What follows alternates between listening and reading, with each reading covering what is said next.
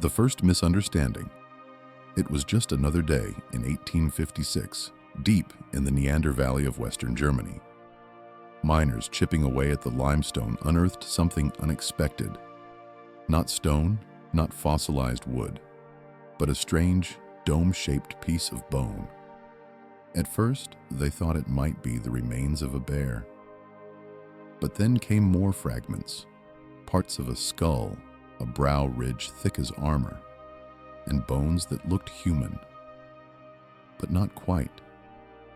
The quarry workers didn't know it, but they had just unearthed one of the most important finds in human history, the first recognized remains of a Neanderthal. And yet, instead of wonder, what followed was fear. The skull was passed to local scholars, and soon the theories began to spread. Some whispered it was a barbarian. Others said it was the relic of a biblical giant.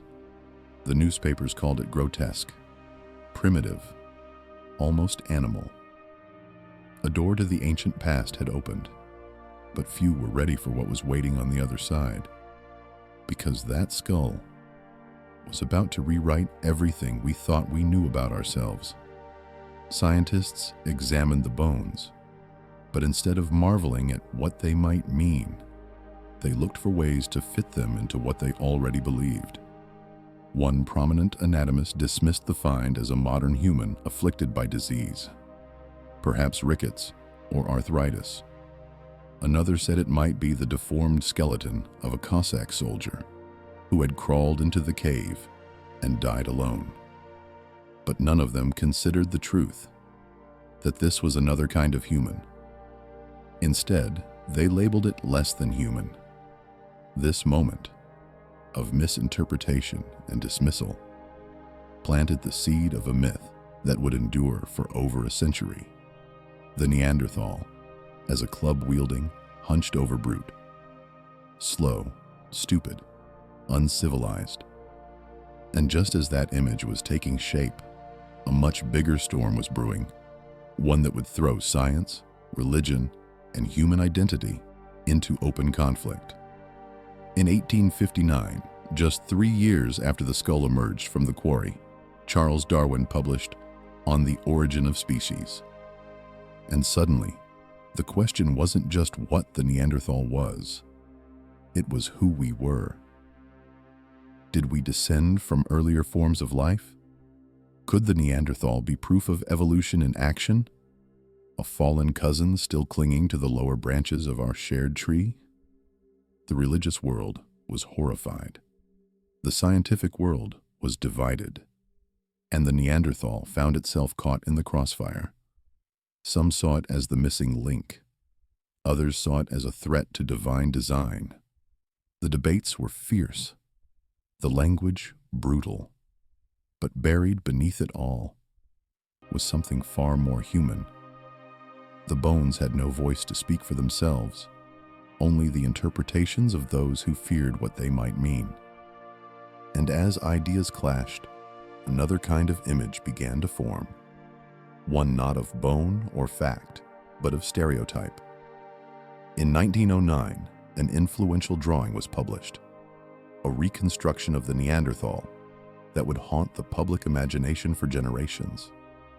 It showed a hunched figure, knuckles dragging, lips curled in a half-snarl, hair matted, eyes dim, a beast, barely a man.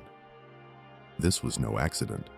The artist, working from the best assumptions of his time, had portrayed the Neanderthal as primitive, ape-like, the very opposite of civilized Homo sapiens.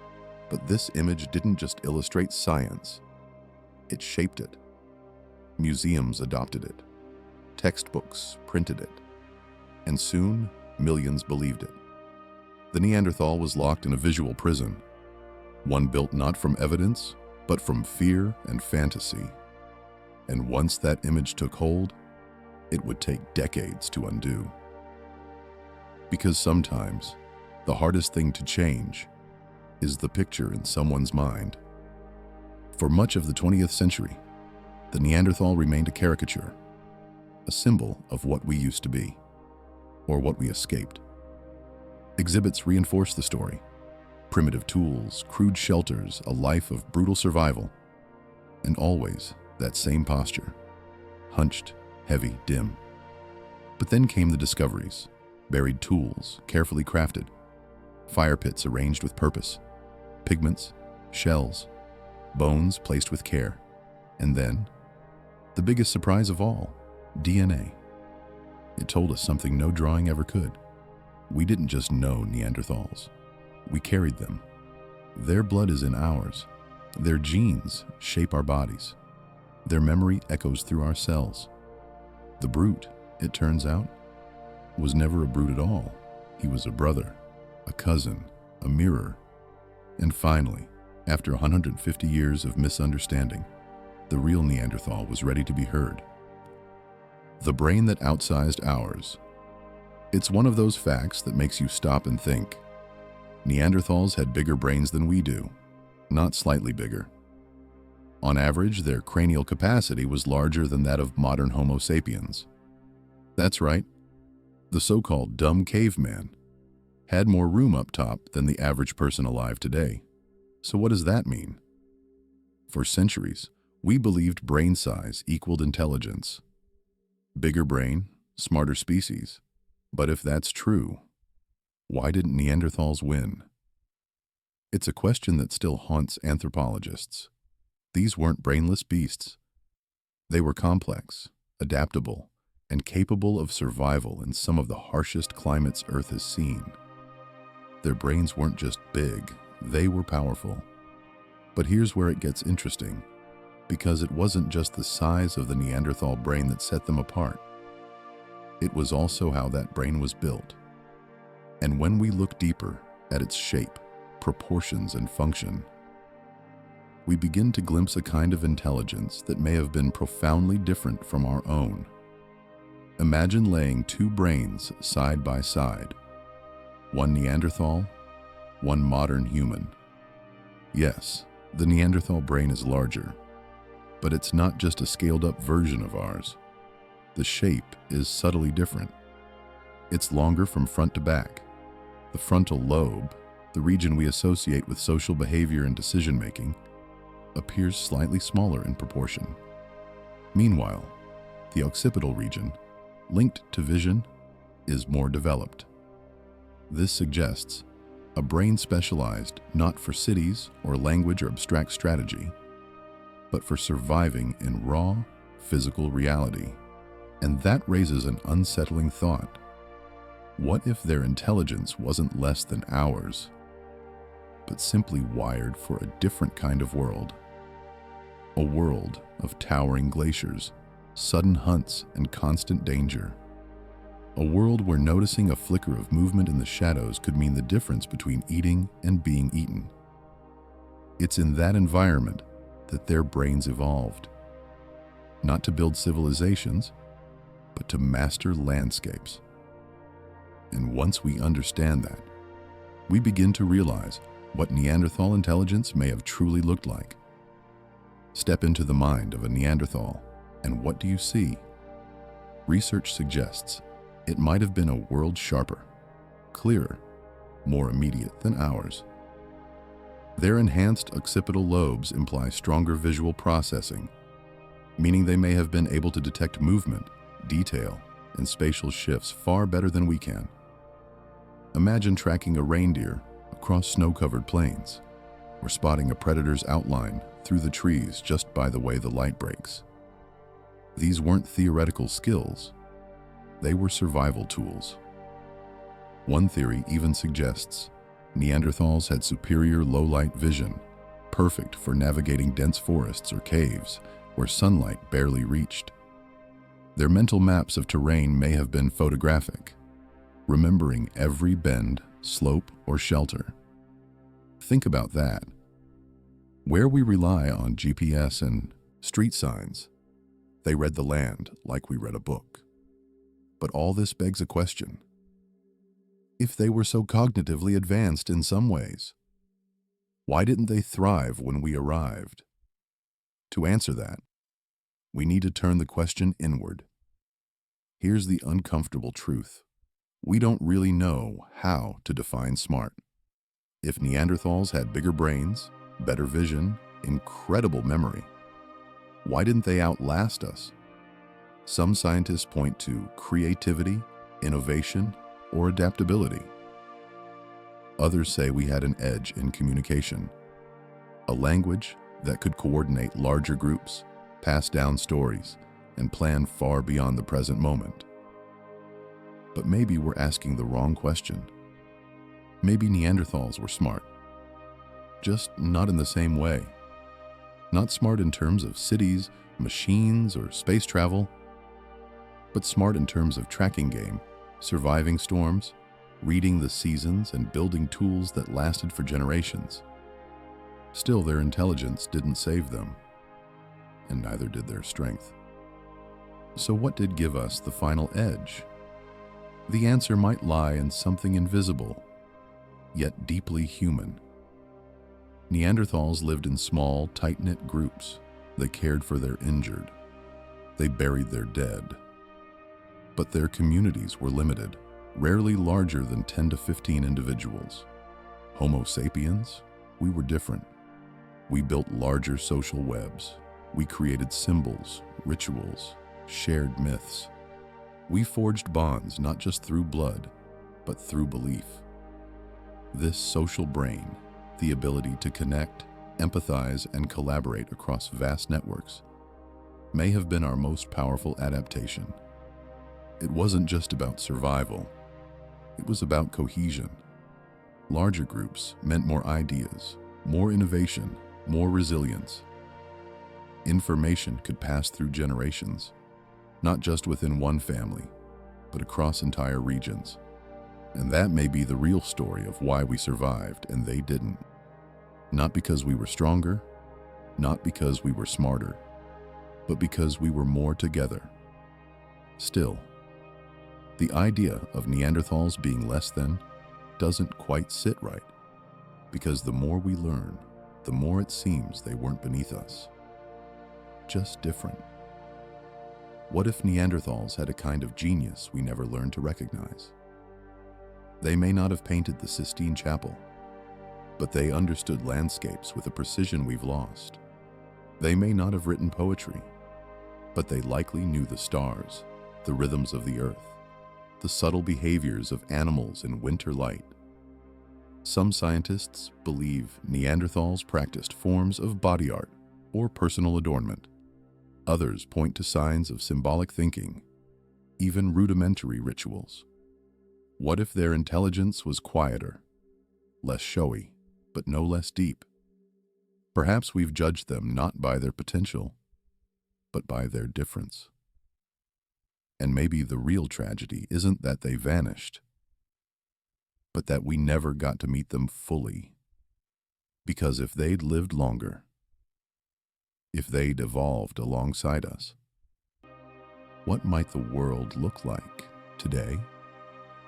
That question still lingers, a haunting echo in the long corridors of our shared past. And in the next chapter, that past only grows colder and darker, masters of the ice. Imagine stepping into a world where winter never ends. The Ice Age was no passing season.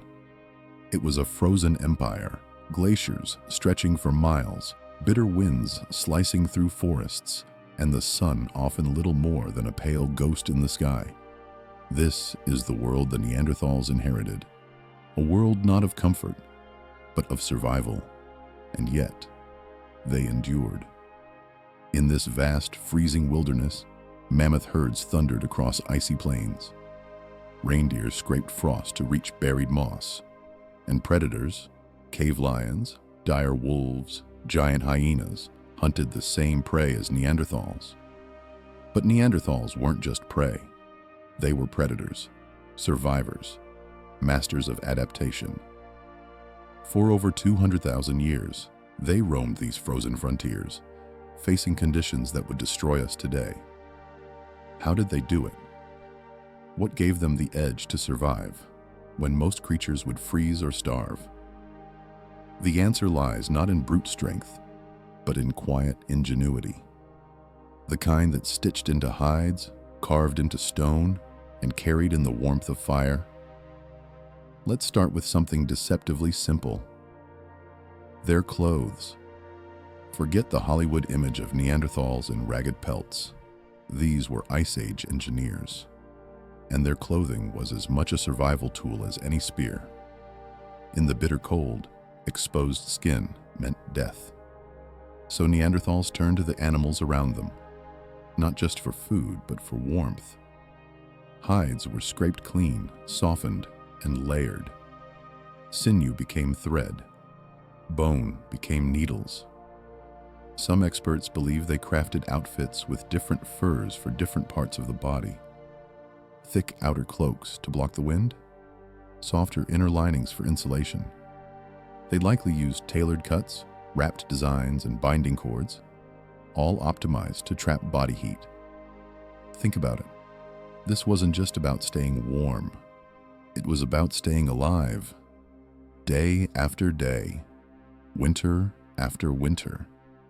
And while we often credit Homo sapiens with the first fashion, Neanderthals may have been doing it first, not for style, but for survival. And clothing was just the beginning, because even the best furs couldn't protect you without shelter. Contrary to the old stereotype, Neanderthals weren't cave dwellers hiding from the world. They were builders, resourceful, tactical, and inventive. Yes, they used caves when they could. Natural insulation, protection from predators, and warmth from deep stone. But when caves weren't available, they built. Using bones of mammoths, branches, hides, and even stones, Neanderthals constructed windbreaks and semi-permanent huts. Circular dwellings with central hearths. Carefully placed fire pits to heat the interior. Animal hides stretched over frames to block snow and wind. Archaeological sites show layered living spaces, hearths, tool zones, food prep areas. These weren't just shelters, they were homes, places to regroup, to plan, to survive. And they adapted their structures depending on the environment. River valleys, forest edges, open plains. Wherever they needed to be, they made it work.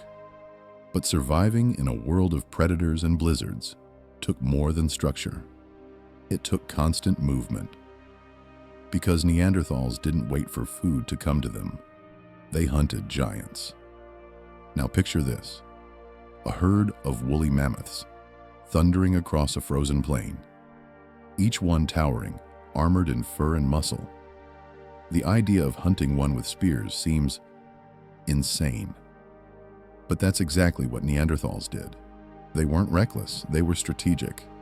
They read the terrain, followed tracks, watched wind direction.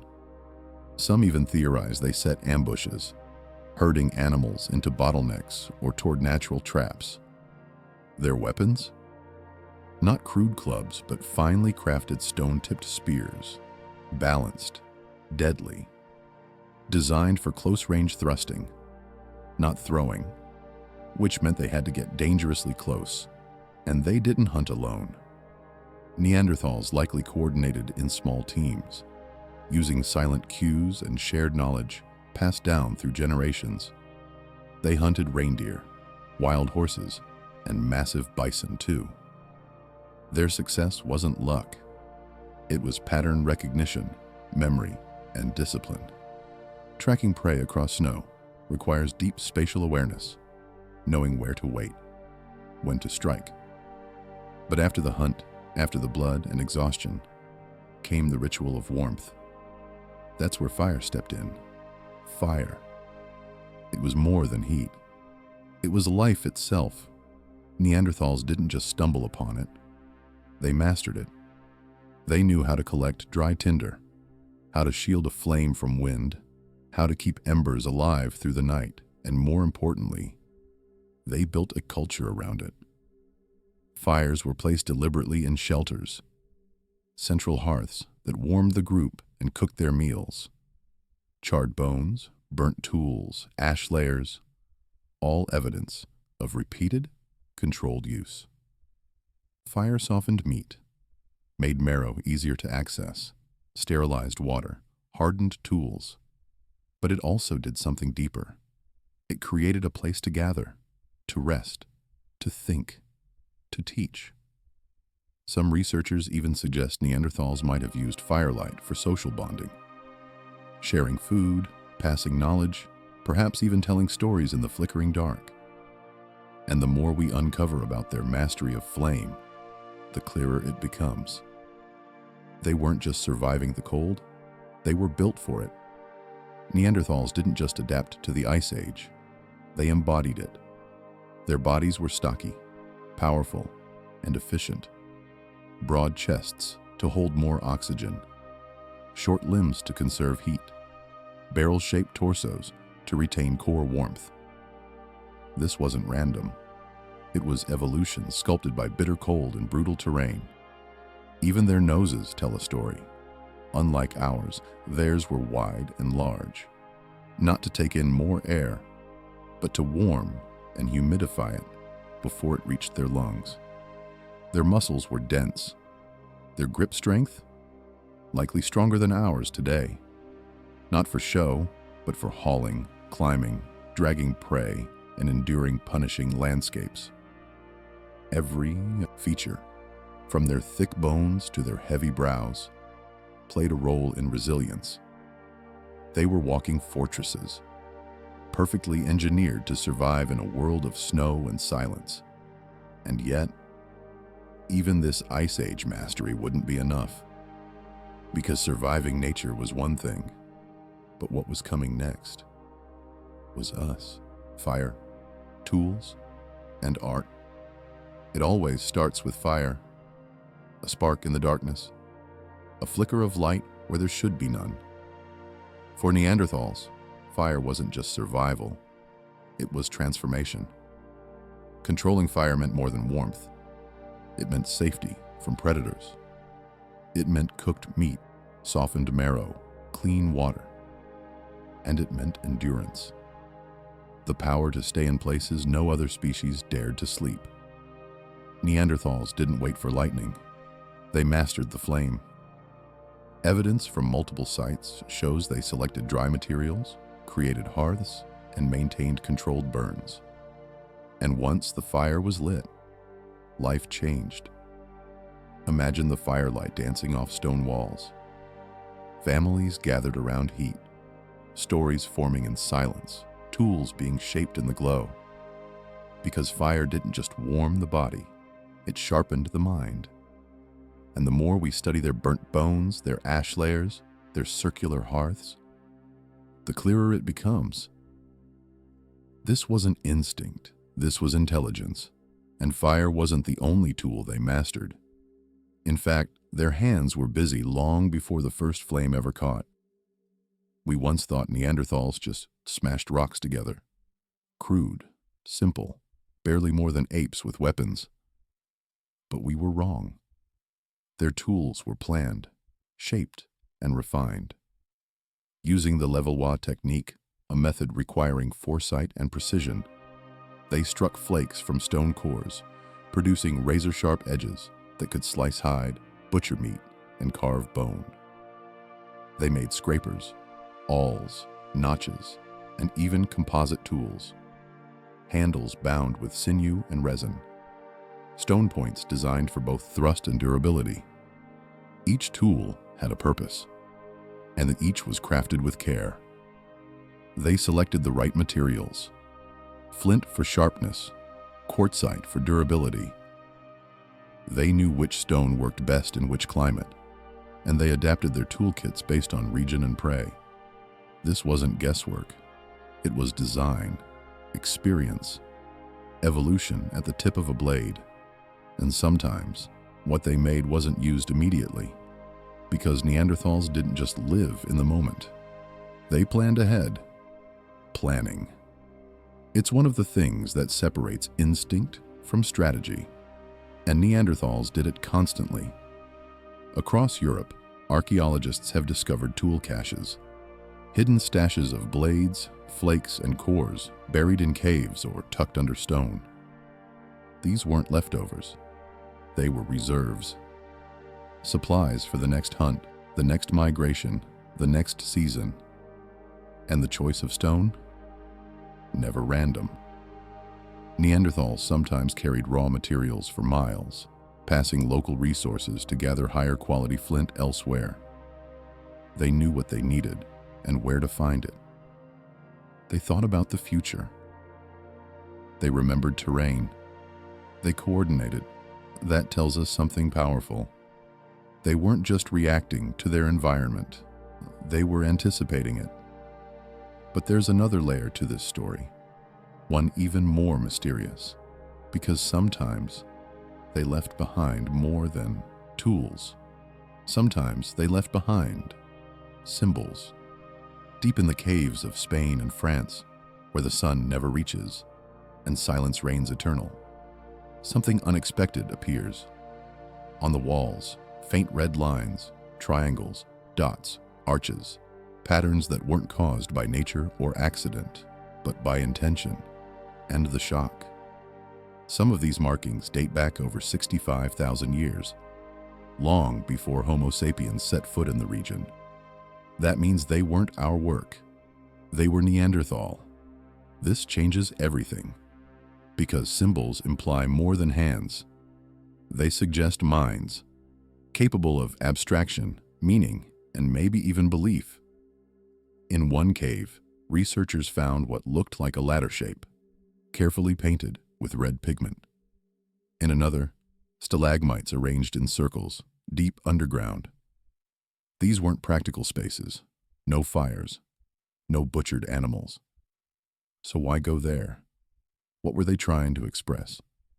We don't know. But in the quiet of those caves, lit by flickering torchlight, something ancient stirs, and it gets even stranger. Because the symbols weren't the only clues. Sometimes they left behind traces of color, of identity, of something deeply human, red ochre. It's one of the oldest pigments known to humanity, a fine rust-colored powder found in burial sites, hearths, and even smeared on tools. And Neanderthals used it, deliberately. Some wore it. Others painted with it. In one case, researchers found shells, pierced and stained, as if worn as ornaments or pendants. In another cave, a handprint, faint, ghostly, left behind not by accident, but as a mark, a presence. Why? Was it ritual? Identity? A signal to others? Or something even deeper? A way of saying, I was here. I mattered. We may never know for sure. But one thing is clear. This wasn't about survival. This was about expression. And when we see those ochre-stained objects, those simple yet powerful impressions on rock, it forces us to ask, if Neanderthals could feel pride, memory, or belonging, then how different were they really? The evidence was always there. We just refused to see it. Until now. For over a century, we looked down on them. Brutes, cavemen, evolution's dead end. But piece by piece, that myth is breaking. Because the more we uncover, from hearths to pigments, tools to carvings, the more we realize how wrong we were. Neanderthals weren't failed versions of us. They were a different success. A species that endured ice and fire, that shaped tools and possibly told stories, that cared for their sick, buried their dead, and maybe wondered why the stars moved overhead. We denied them intelligence, but the truth was buried under our own bias, our need to feel unique, superior, alone at the top. But now, with every new discovery, that illusion crumbles. And what we're left with is not a monster, not a mistake, but a relative. A quiet genius from a colder world. One who left behind just enough to whisper, we were here, we mattered, and maybe, just maybe, so do you. The voice in their throat, did they speak? Not grunt, not growl, but truly speak. In full thoughts, in emotion, in memory. It's a question that haunts the cold corridors of prehistory. Because if Neanderthals could speak, if they could tell stories or call a name in the dark, then they weren't just close to us. They were us. For centuries, the answer was assumed. No, of course not. They were brutes. Speech belonged to us alone, the thinking, talking species. But what if that was never true?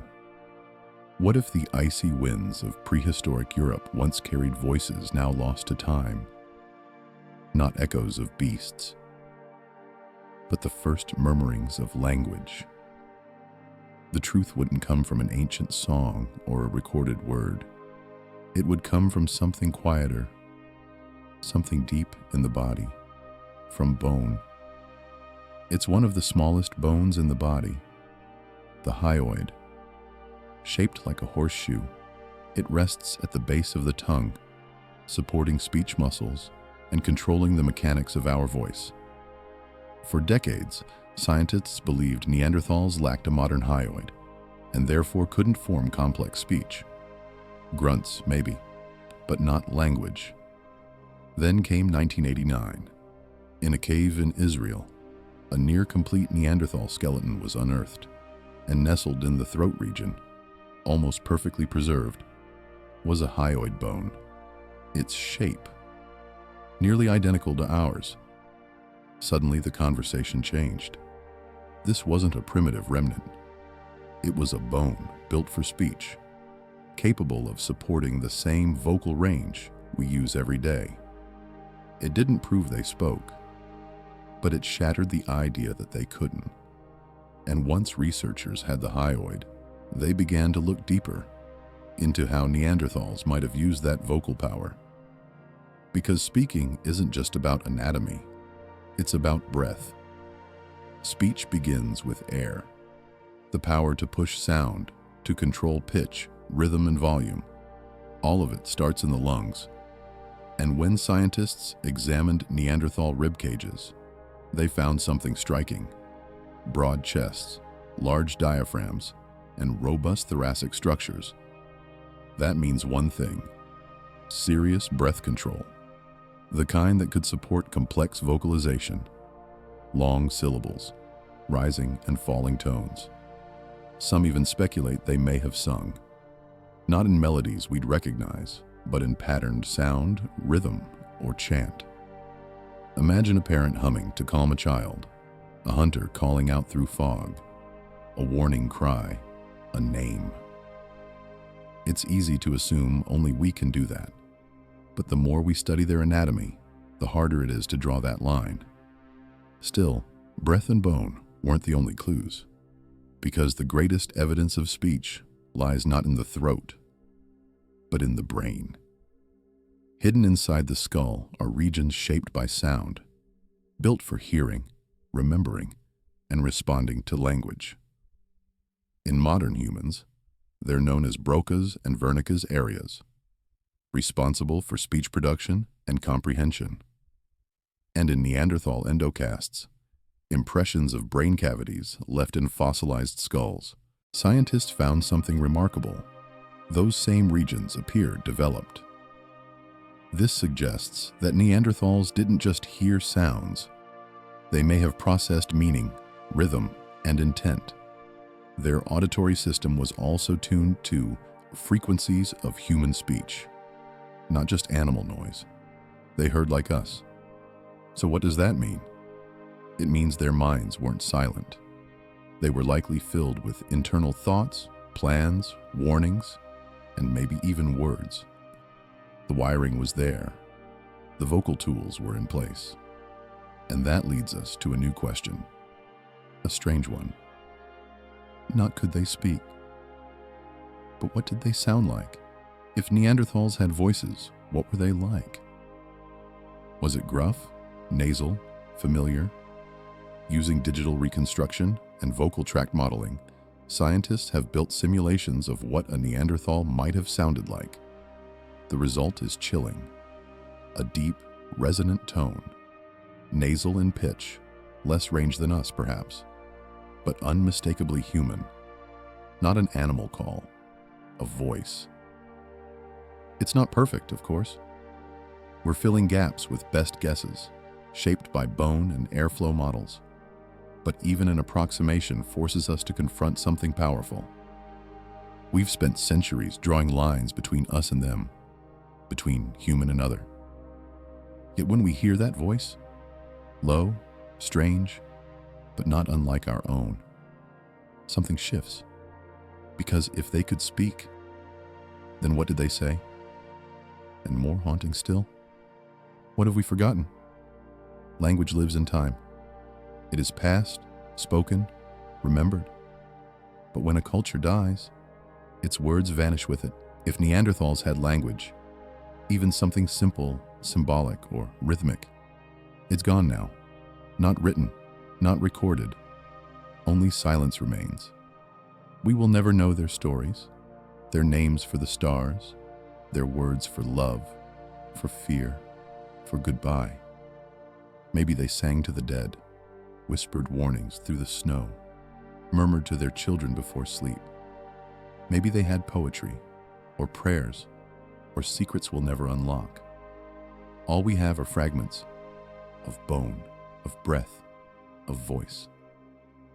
But sometimes, silence is enough to make us listen, because it leaves behind a question that never stops echoing. What did we lose when we lost them? The Cave of Mourning. It begins in silence. La Chapelle-aux-Saints, France, a small cave, half swallowed by earth and time. And inside, buried beneath layers of sediment, lay something ancient, something human, but not quite. In 1908, workers stumbled upon it during a road project. At first, they thought it might be a modern grave, but the bones told another story, one that stretched back 60,000 years. A nearly complete Neanderthal skeleton, curled in a fetal position, legs bent, arms tucked, head slightly turned. It wasn't thrown there by chance. It wasn't scattered by animals. It looked intentional. This single discovery would trigger a question that echoes through anthropology to this day. Did Neanderthals bury their dead? Because if they did, it means something more. It means they didn't just survive, they remembered. They mourned. They chose to say goodbye. But to understand the meaning of this grave, we have to look closer at the one who lay within it. He was old by prehistoric standards, very old. The skeleton revealed a male Neanderthal, well past middle age. But what shocked researchers wasn't his age. It was his condition. He was toothless. Every molar, every incisor, gone. His jaw showed signs of advanced bone resorption. He would have been unable to chew solid food. One eye socket was deformed, likely blind on that side. His right hip was damaged, possibly from a lifetime of wear or injury. He couldn't have hunted. He couldn't have gathered. He couldn't have even fed himself. And yet, he lived for years, which means someone must have fed him, protected him, kept him warm through winters. This wasn't a man who was abandoned. He was cared for. But why would a group struggling to survive in a brutal Ice Age world carry someone who couldn't contribute? The answer may lie in what came next, because when he died, they didn't just leave him behind.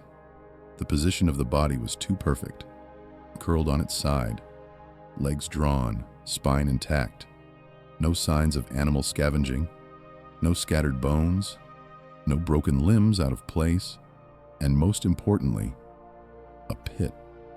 The skeleton had been placed in a shallow depression, then covered in soil. That layer was different from the surrounding earth, darker, more compact, as if carefully filled in. Some skeptics argue it could have been a natural collapse. Maybe the roof gave way, and the earth just happened to settle like that. But then, why no trauma? Why no chaos in the burial layers? It looked deliberate. Not ceremonial in the modern sense, but chosen, decided. An act that said, this body matters, this person mattered. And when archaeologists see such precision, they look for something else too. Offerings, remnants, signs of ritual. No gold, no jewelry, no carved statues. But in the dust around him, researchers found something curious. Carefully placed stones, a few bone fragments, and bits of debris that didn't match the rest of the cave's natural layout. To some, it's nothing, just ancient rubble, shifted over time. But to others, it's intention. Not gifts, perhaps, but markers. Weights to keep the body in place. Tokens of farewell. In modern burials, meaning isn't always grand. Sometimes it's a flower, a pebble, a gesture. So maybe Neanderthals weren't thinking in gods or souls, but in memory. A simple act to cover, to protect, to preserve. And that reverence didn't begin at death. It began while he still breathed. This man wasn't just buried with care. He was lived with in care. Imagine it, a small group, constantly on the move, tracking herds, avoiding predators, trying to feed every mouth, and among them, one who could not walk far, who could not hunt, who had to be fed, perhaps spooned gruel made from chewed plants, and meat softened with water and spit. And yet, they kept him. They waited for him. They made space for him, day after day, season after season. Why? Survival would have been easier without him. Quieter, faster, lighter. But they chose otherwise. Which means something profound. Neanderthals had empathy, compassion, social bonds that went beyond utility. They didn't just protect the strong, they protected the vulnerable. And when his life finally ended, they didn't just walk away. They laid him down, with care. And in that moment, something changed. Because what followed may have been mourning. This grave doesn't just suggest burial, it suggests grief. If you've ever stood at a grave and felt the silence press around you, that unspoken ache of finality, you know what mourning feels like. Could they have felt that too? We'll never know what was said in that cave, if anything was whispered, if anything was sung. But the act of placing, of covering, of protecting the body speaks volumes. This wasn't disposal, it was remembrance. And maybe it was love. Some anthropologists hesitate to go that far. They want caution, proof, hard data. But others argue, what more proof do we need? A toothless elder kept alive for years, a grave dug, a body cradled into place. In a world of predators and glaciers, they paused to say goodbye. No language, no stone tablet, just an act. Quiet, profound, and perhaps in that cold and sacred space, the first human tear fell for the dead. It wouldn't be the last. The lovers of Denisova. It was small, almost nothing, just a sliver of bone, a fingertip, fossilized, pulled from the depths of a remote cave in the Altai Mountains of Siberia. To the naked eye, it looked like a child's, fragile, ancient, easy to overlook. But what it carried would rewrite our entire understanding of the human family tree. The cave was called Denisova. For decades, it had remained quiet, cold, untouched. Until 2010, when geneticists extracted DNA from that little finger and found something shocking. It didn't belong to a modern human. It didn't belong to a Neanderthal. It belonged to someone else. A third kind of human. Unknown. Undocumented. Entirely new. They were named Denisovans, a lost branch of our evolutionary story, hidden in the dark until science caught up. And just when we thought the mystery couldn't deepen further, it did. Because inside that same cave, in the same layers of Earth, another discovery would emerge. Not just a new species, but a shared child. She was only a teenager, Likely died young, no name, no belongings, just a fragment of bone, crushed and silent for 90,000 years. But her DNA? It screamed a truth the world had never seen before. Her mother was a Neanderthal. Her father was a Denisovan. She wasn't a hybrid, she was a daughter, the first known child of two different human species. And her genetic code wasn't a blur. It was precise, half from each side. No ancient cousin 12 generations back. No shared ancestor hidden in the distance. This was first generation, a direct union. Think about that. Two humans from different evolutionary paths, meeting, connecting, reproducing. Was it a moment of chance? A rare crossing of paths? Or was it something more common than we'd imagined? This girl, silent for millennia, has become the most powerful witness we've ever found. Not just to biology, but to contact, to closeness, to possibility. And she wasn't alone. Because when scientists looked deeper, they realized something astonishing. This kind of mingling wasn't rare. It happened again and again. This wasn't a single affair, a one-off encounter in the cold shadows of a cave. Genetic evidence shows it happened many times, across continents, across species. Neanderthals and Denisovans interbred. Homo sapiens and Neanderthals did too. And so did Homo sapiens and Denisovans. 3 different human groups, one connected web. It wasn't just sex, it was lineage. The fingerprints of these unions still appear in modern DNA, scattered through populations in Asia, Europe, and Oceania. It turns out, our human family tree isn't a clean fork. It's a tangle, a braid, one where borders blurred and bloodlines flowed freely between branches we once thought were separate. And that changes everything, because we weren't alone, and we weren't pure. We were plural, and the legacy of those ancient nights still lives in us, in surprising, even life-saving ways. Today, high in the Himalayas, people breathe thinner air with ease. Their secret?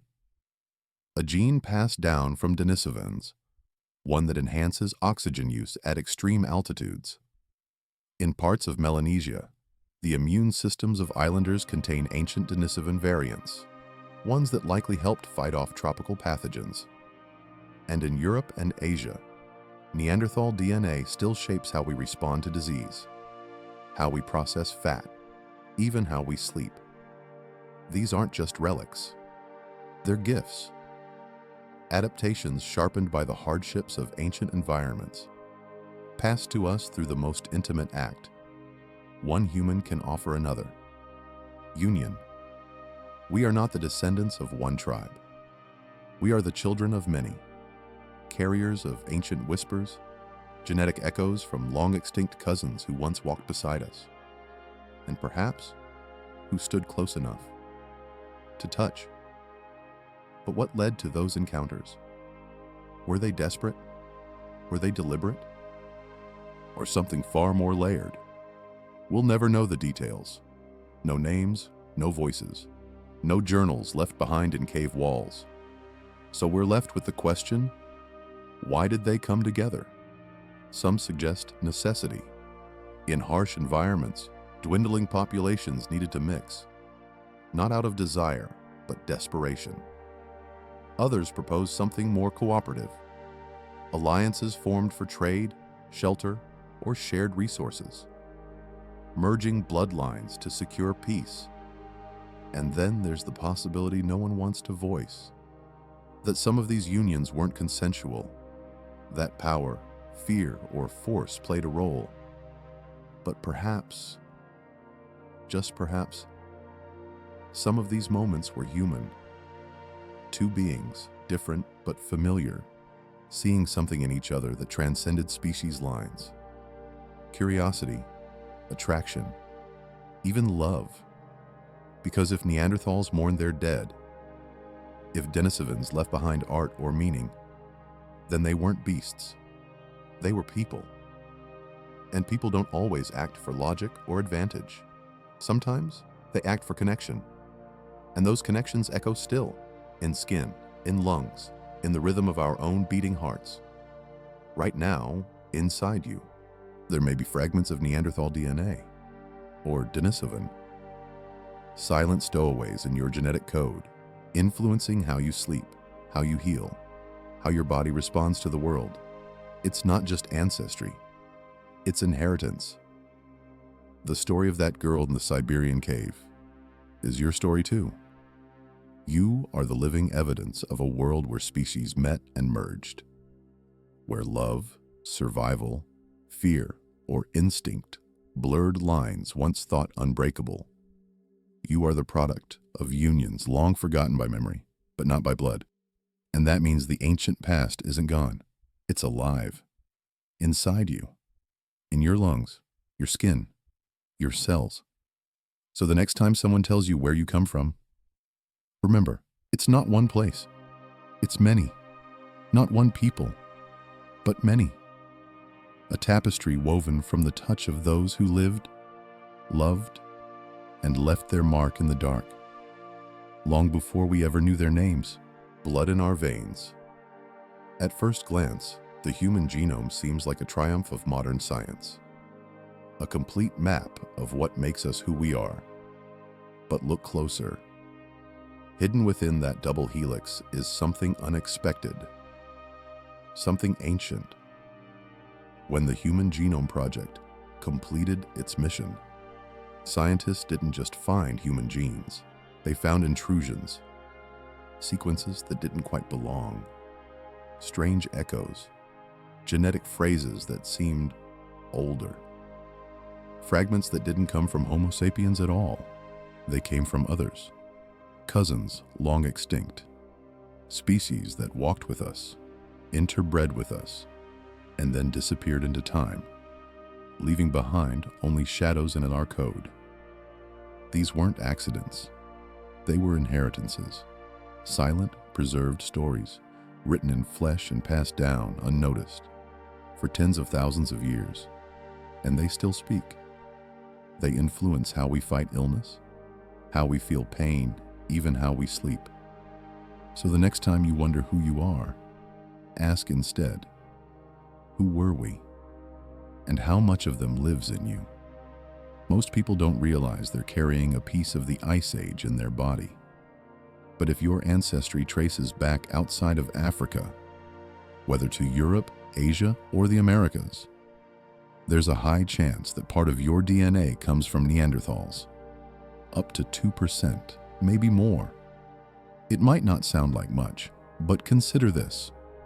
Your entire ability to digest lactose, fend off disease, or even sense your environment may hinge on genes you didn't get from your Homo sapiens ancestors. You got them from another human species entirely.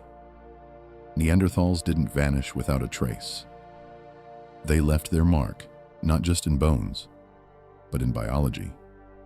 They're still inside us, in our genes, in our blood, which means extinction wasn't the end. Not really. And some of the gifts they left us weren't just useful. They were life-saving. When Homo sapiens first stepped into Neanderthal territory, they weren't just moving into new lands. They were stepping into danger. New climates, new animals, new pathogens. The immune systems of these newcomers weren't ready. But Neanderthals? They'd been there for hundreds of thousands of years.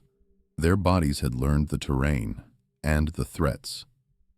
So when these two species interbred, something remarkable happened. Homo sapiens inherited not just children, but protection. Some of the most crucial Neanderthal genes we still carry today are linked to our immune response. They help us detect viruses faster, react to bacteria more aggressively. That might explain why certain Neanderthal genes are found at unusually high frequencies in modern populations, especially in those whose ancestors lived in harsher climates. They weren't just relics. They were survival tools. passed on through bodies, through generations, and still active now. But sometimes those ancient gifts come with a cost. Have you ever felt pain, sharper than it should be? A touch that burns too easily, a bruise that lingers longer, a body that flinches before reason says it should. Some people live with a nervous system more finely tuned or more sensitive than others, and now we know why. It's in the genes. Certain Neanderthal variants, inherited by millions today, are directly linked to increased pain sensitivity. Not imagined pain, real biological pain felt more intensely. For Neanderthals, this might have been an evolutionary advantage. In brutal Ice Age landscapes, detecting injury quickly could mean the difference between life and death. But in modern times, this sensitivity becomes something else. A quiet, invisible burden passed down across millennia. So when pain flares in your skin or bones for reasons doctors can't quite explain, it may not be about your present at all. It might be a ghost of your past. But ancient DNA doesn't stop at your bones or your immune system. It reaches deeper, into your thoughts, your sleep, even your moods. Recent studies have found astonishing links between Neanderthal gene variants and traits we used to think were purely psychological. Sleep cycles thrown out of rhythm, a tendency toward melancholy, higher susceptibility to nicotine addiction, a strange tilt in how some people process stress. Why would ancient genes affect emotions? Because in the freezing wilds of prehistory, mood wasn't just mental, it was survival. Being more alert, more anxious, more awake at night could protect your tribe from danger. So what we now call disorders, insomnia, anxiety, depression, may once have been tools. Today, those tools remain, even if the threats are gone. It's as if the Ice Age never fully let us go. And that leaves us with one final question. If Neanderthal DNA still affects how we feel, fight, and function, what does that say about us? Are we finished? Is evolution over, or is it still unfolding, silently, invisibly, in our bloodstreams and breath? The truth is, evolution doesn't end. It doesn't stop because we built cities, or sent rockets to space, or carry phones instead of spears. Every generation is a rewrite, every body a new draft. The genes we carry today, from Homo sapiens, from Neanderthals, from Denisovans, are still shaping us, still choosing what stays and what fades. So maybe the question isn't whether we're still evolving. Maybe the real question is, what will we become next? The taste of cannibalism. It began deep in a cave, hidden beneath the mountains of northern Spain. El Cedrón. Archaeologists expected to find fragments of ancient life. What they found instead were bones that whispered something darker. 13 Neanderthal individuals. Their skeletons weren't simply buried, they were broken. Femurs snapped open, rib cages crushed, skull fragments shattered like cracked pottery, and on those bones, tiny, unmistakable marks. Cut marks. Not from predators, not from time, but from tools. Tools made by Neanderthals themselves, the kind of markings that appear when flesh is stripped from bone, when muscle is sliced away, when marrow is extracted. It was as if these Neanderthals had been butchered, like animals. But why? Who were they to each other? Family? Strangers? And more chillingly, who was hungry? Across Europe, more sites would soon tell the same story. And with each one, the mystery deepened. Because what we found wasn't just death. It was a hunger that crossed a terrifying line. The evidence didn't stop in Spain, in France, Belgium, Croatia. Dozens of Neanderthal sites revealed a haunting pattern. Bones, human bones, split cleanly down the shaft. Skull caps pried open like bowls. Joints dismembered at their natural breaking points. And the telltale traces of stone blades? Careful, practiced cuts. The same used on hunted deer and horses. These weren't wild scavengers poking at corpses.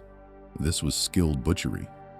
In some places, the marks cluster around the tongue, the cheeks, the palms. Soft, nutrient-rich tissue.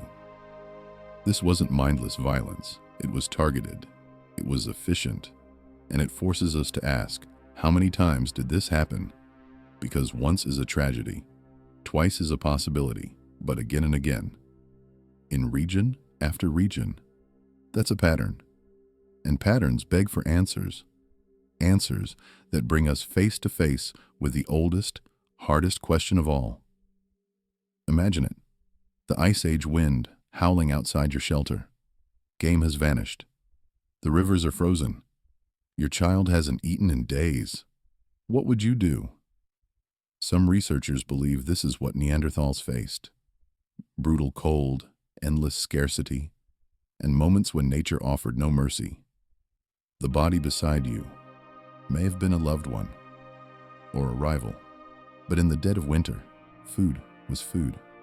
To survive, you made the hardest choice. Cut, boil, crack the bones for marrow. Not with cruelty, with desperation. Even today, in extreme survival cases, humans have crossed the same line. So perhaps Neanderthals weren't monsters, just people trapped in a corner, driven by a terror we can still imagine, the terror of hunger.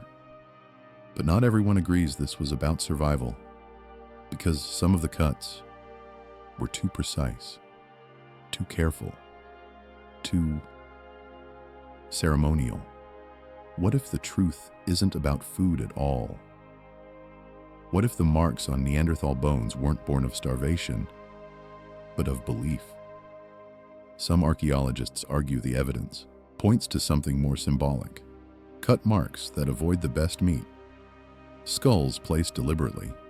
Bones arranged in patterns that don't match butchering logic, but ritual intent. Could this have been mourning? Could they have honored the dead, not by burying them, but by consuming them? A kind of sacred return, letting the spirit pass through the living. In some modern cultures, ritual cannibalism is not about violence. It's about remembrance, connection. And perhaps Neanderthals, too, had reasons beyond our grasp. Not monsters, not survivors, but mourners. What if the careful removal of flesh was an act of reverence, not brutality? The line between horror and holiness is thinner than we think. And maybe these ancient marks are telling us something more human than we want to admit. We like to believe we've evolved, that our ancestors were crude, savage, simple. But when we look at the Neanderthal remains, we don't just see bones, we see decisions. To eat, to mourn, to remember, or to survive. And those decisions feel familiar because modern humans have made them too, in sieges, in shipwrecks, in the coldest corners of our own history. So maybe Neanderthals weren't monsters, maybe they were mirrors, a reflection of ourselves, raw, ancient, but still recognizably human. Not because they killed, but because they chose. And that choice still echoes. In the end, we may never know what truly happened in those caves. Were they starving? Were they grieving? Or were they something else entirely? All we have are bones, broken, marked, silent. But somehow, they still speak. And what they whisper forces us to ask, what does it really mean to be human? To love, to survive, to cross a line? Maybe the answer isn't in the past. Maybe it's in us, right now. Vanished without a cry. One day, they were here, hunting, carving tools, raising children in the shadows of ancient cliffs, and then they were gone. Somewhere around 40,000 years ago, the Neanderthals vanished from the archaeological record. No mass graves, no final stronghold, no obvious cause. Just silence. Fossils, once scattered across Europe and Western Asia, abruptly disappear. The cave floors go still. The flint workshops go cold. It wasn't gradual. It was like someone flipped a switch on an entire species. What makes it more unsettling is how recent it was. Not in deep time, but in the final moments of the Ice Age drama. Imagine watching a candle flicker and suddenly extinguish, with no one around to notice. For centuries, this disappearance puzzled scientists. It didn't look like a war. It didn't look like a plague.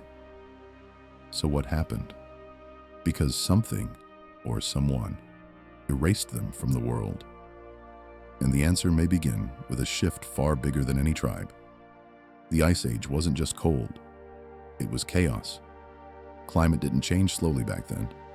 It jolted, crashed, reset itself. And around the time Neanderthals vanished, the weather turned vicious. Glaciers surged across Europe. Forests withered into frozen plains. Prey animals scattered. Rivers froze over. Entire ecosystems collapsed in the blink of a generation. And Neanderthals, already living in marginal, brutal environments, found their world closing in. They had survived cold before, but this was different. Faster, deeper, unforgiving.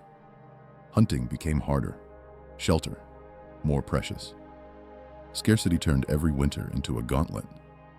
Some sites show Neanderthal families clinging to caves in southern Europe, shrinking south as the ice advanced. But even there, their numbers thinned, and the cold didn't just test their bodies, it tested their ability to adapt. Because at that same moment, in that same cold, a new kind of human was rising, not just surviving, but thriving. And that changed everything. Homo sapiens had arrived. From the warm grasslands of Africa, they swept into Europe and brought with them something Neanderthals hadn't seen before, a different kind of thinking. Our ancestors didn't just follow herds. They shaped landscapes. They made bone needles, sewed clothing, built shelters, painted on cave walls. And perhaps most powerful of all, they shared ideas, language, symbols, myths, strategy. It wasn't just biology, it was culture. And as they spread, Neanderthals were pushed into tighter corners. Territory became contested. Rivers, caves, hunting grounds, everything became a resource. And resources, when scarce, lead to conflict. Imagine two species that hunted the same prey, now crossing paths more and more. It wasn't always violent. Sometimes they learned. Sometimes they loved. But other times, there were stakes. Not just for survival, but for dominance. And in that growing tension, some say a war began. Not declared, but deadly. We may never find battlefields, but some researchers believe that Neanderthal extinction wasn't just about climate or competition. It was about violence, a slow, grinding conflict. Not armies, but raids, ambushes, silent conquest. A group of Homo sapiens finds a Neanderthal family sheltering in a valley. Do they share, or do they strike? Valley by valley, cave by cave. The numbers tell the story. As Homo sapiens rose, Neanderthals declined. Could one group have systematically replaced the other? It wouldn't take genocide, just enough pressure, over enough time, and with better tools, wider networks, more efficient cooperation, early humans may have simply overwhelmed them. Not in a single moment, but in 1,000 small ones. And yet, even in conflict, there was connection. Because right before the end, something intimate still occurred. Just before Neanderthals vanished, they mated with us. Not metaphorically, literally. Their DNA is inside us. Proof of encounters that were not just violent, there was closeness, love, or at least intimacy. In France, in the Near East, in isolated pockets across Europe, interbreeding left its mark. And these weren't rare accidents. The genetics show it happened again and again. Even as Neanderthal numbers declined, they found partners among the invading humans. Two worlds slowly merging, even as one faded. Their genes survived, but the people didn't. And that creates a haunting paradox. The last Neanderthals may have died holding hands with those who would unknowingly carry pieces of them forward. But why did the story stop with them and not with us? The clues are still buried, but the difference may come down to the smallest things. We weren't stronger. Neanderthals had thick bones, powerful arms, and ice age toughness. So why did they vanish and we remain? Some say it was language, others trade, innovation, maybe even social complexity. We adapted faster, built wider networks, passed down knowledge more efficiently. Maybe we told stories around the fire, and those stories helped us survive. Or maybe it was just luck. A volcanic eruption here, a harsh winter there. One group gets wiped out, another doesn't. Evolution isn't fair. It rewards what works in the moment, not what's noble or strong. And in that narrow sliver of time, something tipped. They fell. We didn't. But in that survival, we carried something with us, something we still carry. The Neanderthals are gone. No more tribes, no more firelit shelters, no more footprints in the snow. But look closer. Their DNA is in our blood. Their immune systems, their pain thresholds, even their sleep patterns still echo in us. Every time you dream, every time your body fights a virus, a sliver of them responds. They didn't leave behind monuments. They didn't write history. But they left something deeper. Proof that they were here. And in the quietest parts of ourselves, they still are. The mirror in the cave. It begins with a skull. Not just any skull. Thick, weathered, and ancient. Its brow is heavy. The jaws are wide. It feels unfamiliar, almost alien. For decades, it sat on shelves, in drawers, in museum cases. A relic of something long gone, Neanderthal. But today, it's no longer just a fossil. Now, with modern technology, the silence is broken. CT scans sweep through the bone. Lasers trace its surface. High-resolution imaging captures every curve, every fracture, every contour shaped by time. It's not just bone anymore. It's data. And with that data, we can begin to rebuild. Layer by layer, tissue by tissue, a story emerges. Not of death, but of life. Because behind that heavy skull once lived a person. Someone who breathed, who saw, who felt. And now, we're going to meet them. But are we ready for who's staring back? The process is slow, careful, almost reverent. Scientists begin with the raw skull, the silent foundation. Then, guided by the same principles used in criminal investigations, they add tissue markers at key anatomical points. The temples, the jawline, the cheekbones. These markers tell the face where to grow. Muscle by muscle, the layers build. The jaw becomes strong, the nose broad. The cheekbones lift, the forehead rounds. It's part science, part art, but it's all rooted in anatomy. They don't guess, they measure. Bit by bit, a face emerges from beneath the millennia. A brow furrows, lips form, eyelids take shape over once empty sockets, and suddenly, This isn't just a skull, it's a presence. The technology doesn't just reconstruct, it reanimates. It brings something back that we thought we'd lost. And what appears isn't a monster, not a myth. It's a face. But whose? And why does it feel so close? The face is here now. Not imagined, not abstract. Real. The eyes are wide.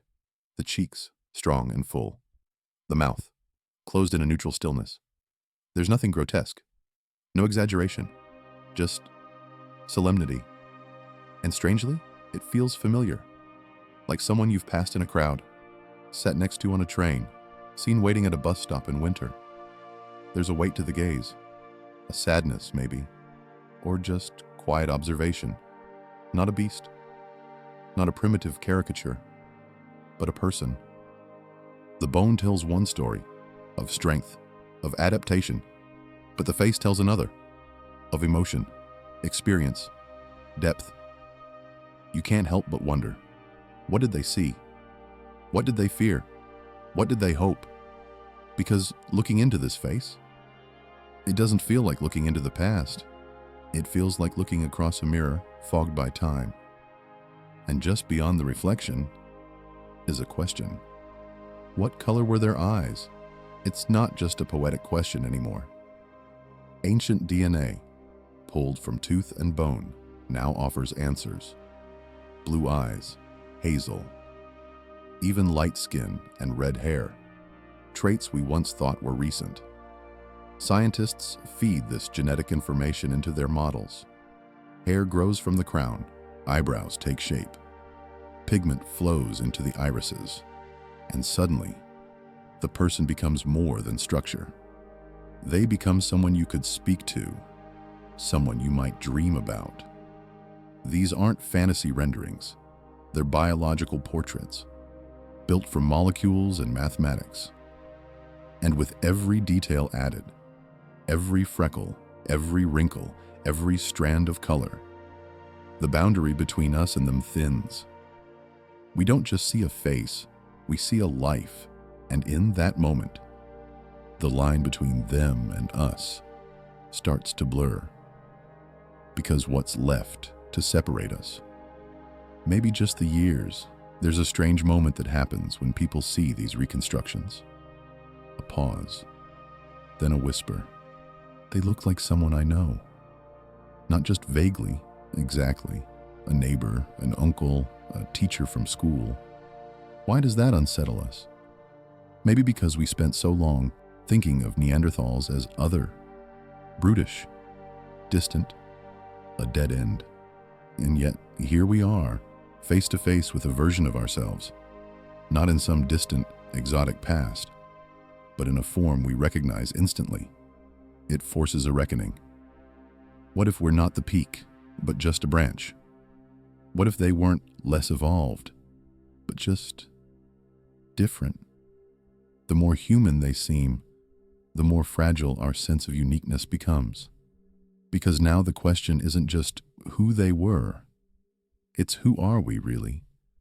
And what happens when the reflection in the mirror isn't just ours? So now we're staring into the face, not of myth, not of monster, but of someone who lived, walked, grieved, and vanished. And as we stand there, trying to make sense of it, something uncomfortable rises. That face, it's not the stranger anymore. We are. Because in the effort to bring Neanderthals closer, we've done something else. We've made our own reflection unfamiliar. We believed they were different. Now we wonder if they were just earlier. What if everything we call human, love, sorrow, fear, memory, was already present, long before us? Their extinction wasn't just a loss of species. It was a loss of perspective. And the cave, once dark and silent, now holds a mirror. One that doesn't show us what we expected. It shows us what we forgot. That being human might never have been ours alone. Are we the last Neanderthals? They disappeared from the earth almost 40,000 years ago. Their bones crumbled, their shelters collapsed, and the wind erased their footprints, but not all of them vanished, because part of them is still here. In every drop of blood that carries certain immune responses, in skin that burns too easily in the sun, in the strange ways some of us feel pain or crave nicotine, something ancient speaks, a whisper encoded in DNA. Neanderthal genes didn't die with their bodies. Instead, they slipped quietly into us, passed down generation after generation, hidden in the deepest layers of our biology. For people of non-African descent, that legacy is clear. 1 to 2% of their DNA is Neanderthal. But it's not just numbers. It's taste, skin tone, sleep cycles, even how we respond to illness or how easily we bruise. They didn't just leave behind bones. They left behind traits, habits, echoes. So the question isn't whether they're gone. The question is, how much of them is still alive inside us? And if echoes still murmur through our bodies, what else did they leave behind? In cold European soil, beneath layers of time and silence, lie the traces of a vanished people. Not crude remnants, but tools, shaped, sharpened, and carefully held. Stone flakes arranged with purpose. Flint blades worn smooth from use. Fire pits blackened with charcoal. These were not the scraps of brutes.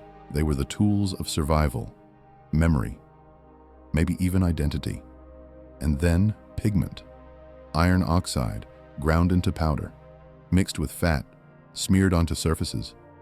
Was it decoration, symbolism, or something more intimate, like marking the body for burial or painting the cave walls to hold on to meaning? We find bones too, split femurs, worn teeth, skulls, some with healed fractures, others crushed. And among these bones, the patterns emerge. Not chaos, but rhythm. A life repeated day after day. They hunted, they cooked, they gathered, they cared for children and watched seasons pass.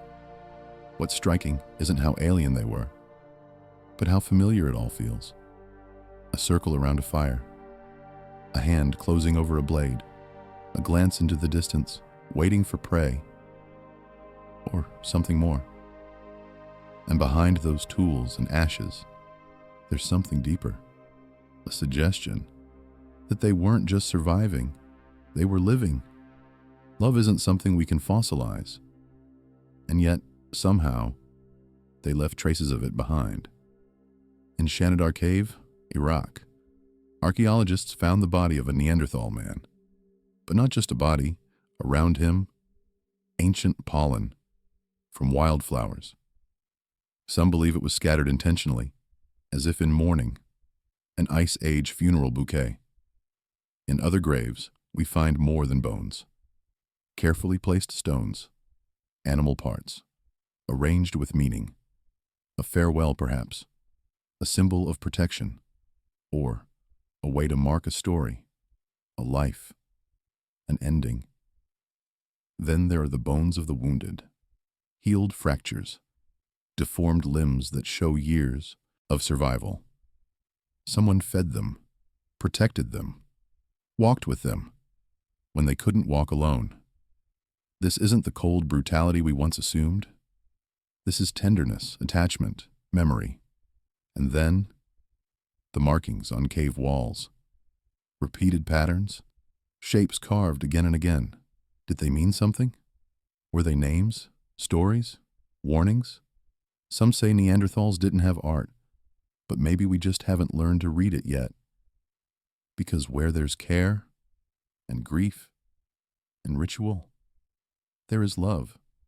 And that love carries forward into bloodlines, into memory, into the next chapter of this story. In the cold darkness of Denisova Cave, Siberia, a child was found. Her name is Denny. She never knew her name, but we do, because we found her bones. And inside those bones, a secret. Half Neanderthal, half Denisovan, two different ancient human groups, two branches of the evolutionary tree that met touched, and created life. Denny was the proof. She lived about 90,000 years ago, and in her, the boundaries blurred, the borders between tribes, between kinds, between stories. Until recently, we thought of evolution as a straight line, but Denny's existence reminds us it's a web, a tangled, messy human web of encounters, unions, and migrations. This wasn't an accident. Genetic analysis shows that Neanderthals and Denisovans interbred multiple times.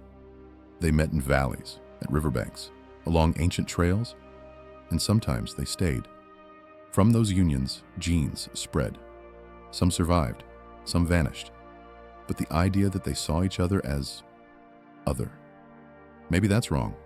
Maybe to them there was no them, only life, only connection.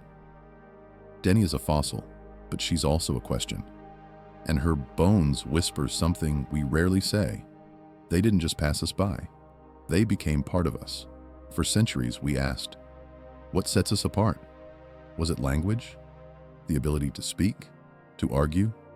To sing lullabies?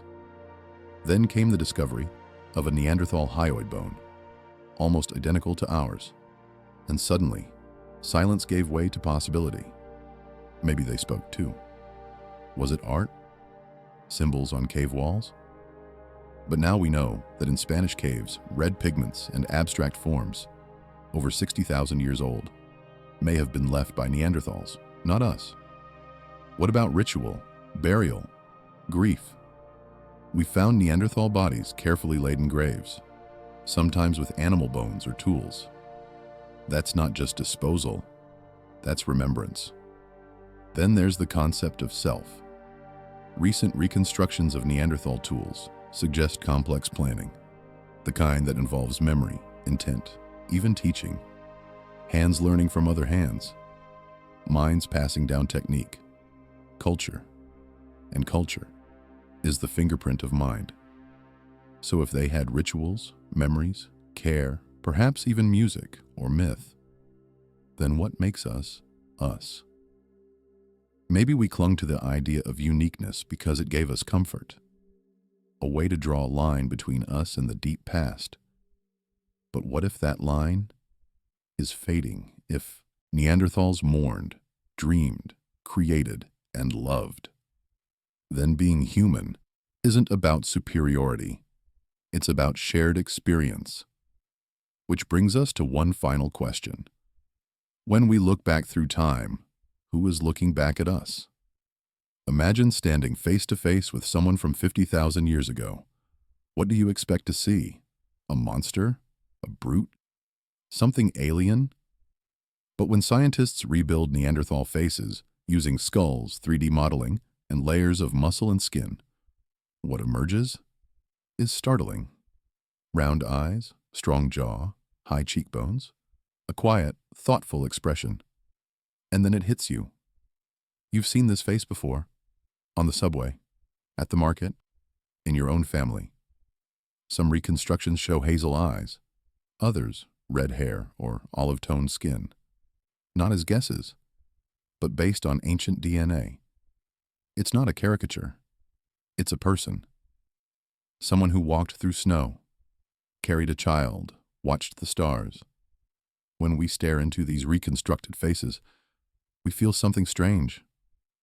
Recognition, mixed with unease, because the further we look into them, the closer they feel.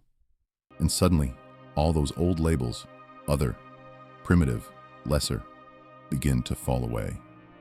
What's left is a mirror, one we can no longer look away from. And if the reflection is this familiar, then maybe they were never so different at all. We speak of extinction like it's a cliff, a hard stop, a final breath. But maybe it's more like a river that merges into something else. Neanderthals didn't vanish overnight. Their numbers thinned, their lands shrank. But in those final generations, something else happened. They mixed. They joined. They became part of us. Today, every genome that carries their legacy is a continuation of their story, not a footnote. They don't walk the earth anymore, but in some quiet genetic way, they're still moving through it.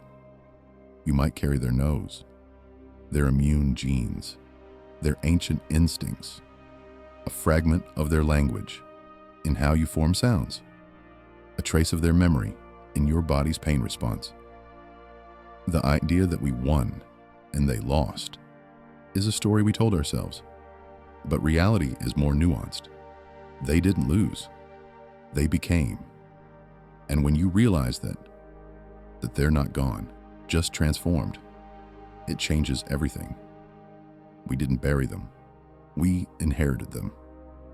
And with that inheritance comes a responsibility to remember, to question, to understand.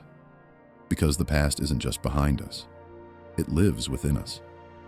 So now, ask yourself, if they lived in families, mourned their dead, held tools with care and passed them down, if they painted, remembered, dreamed, if they reached across boundaries of tribe and kind, and loved, then are they truly gone?